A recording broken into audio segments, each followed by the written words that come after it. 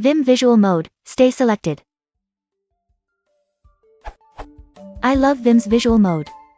However, when I select some text then do something to it, the text is then unselected.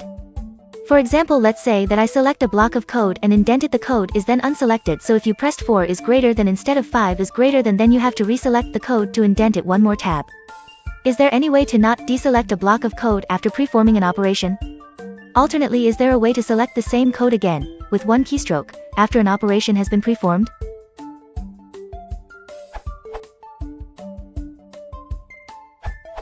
There isn't a way to leave it selected, but there is a way to get the same selection back without all that manual labor.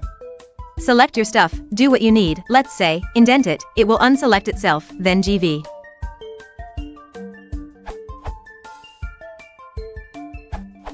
Add these 2, 3 with comment lines to your .vamrk_vamrk for Windows. They cause the shift commands to reselect the visual area after use.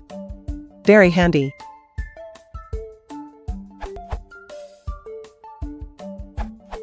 Hit the dot. Period in command mode to repeat your last edit.